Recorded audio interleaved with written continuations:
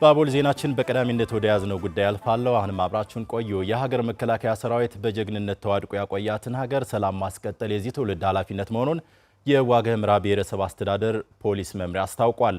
በሰሜኑ ጦርነት ወቅት መስዋዕትነት የከፈሉ የመከላከያ ሰራዊት መኮንኖች አጽም በሰቆጣ ከተማ ደብረገነት መድኃኔዓለም ደብር በክብር እንዲያርፍ ተደርጓል። ደጅን ታምሩ በጉዳዩ ላይ ተጨማሪ ዘገባ አለው።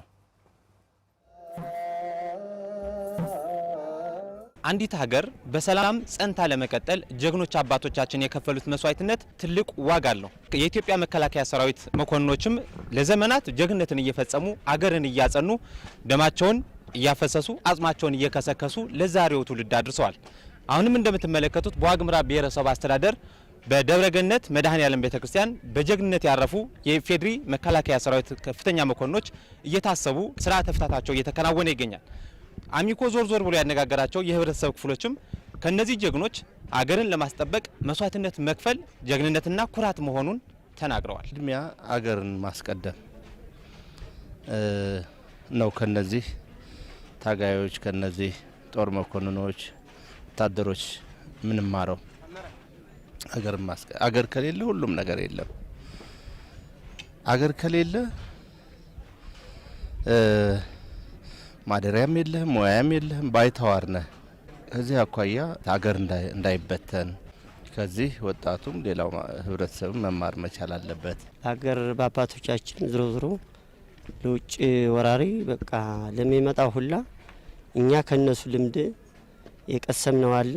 ዝሮ ለሀገራችን ብለን የተነሳነው እስከሆነ ድረስ ያው በቃኛም ዝግጁ ነን ያለን ነው። የሀገር መከላከያ ሰራዊት ለነፍሱ ሳይሳሳ የሀገሪቷን ሰላም አስጠብቆ ለዛሬ ሲያበቃት የአሁኑ ትውልድ ደግሞ ይህንን ሰላም በማጽናት ለተተኪው ትውልድ ማስተላለፍ እንዳለበት የዋግ ኽምራ ብሔረሰብ አስተዳደር ፖሊስ መምሪያ ዋና አዛዥ ኮማንደር አንበሉ ጥላሁን ገልጸዋል።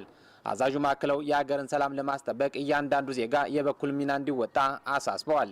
ሀገራችን ወደፊት አድጋ በልጽጋ የምትታይበትን እድል ለመፍጠር ሰላሟ ያለምንም መሸራረፍ መረጋገጥ አለበት።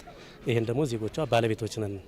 በተለይ የጸጥታ ተቋማት ብቻ ሳይሆን ሌላው ማህበረሰብ የሰላም ጉዳይ የሰላምን ዋጋ ሰጥቶ መስራትና ከጸጥታ ኃይላችን ከመከላከያ ኃይላችን ጎን ተሰልፈን ሰላማችን ማጽናት አለብን። የሰሜን ምስራቅ እዝ ምክትል አዛዥ ሜጀር ጀነራል ሻምበል ፈረደ በበኩላቸው የዋግ ሕዝብ ለጀግኖቹ ክብር በመስጠት በክብር እንዲያልፉ ላደረገው ትብብርም ምስጋና አቅርበዋል።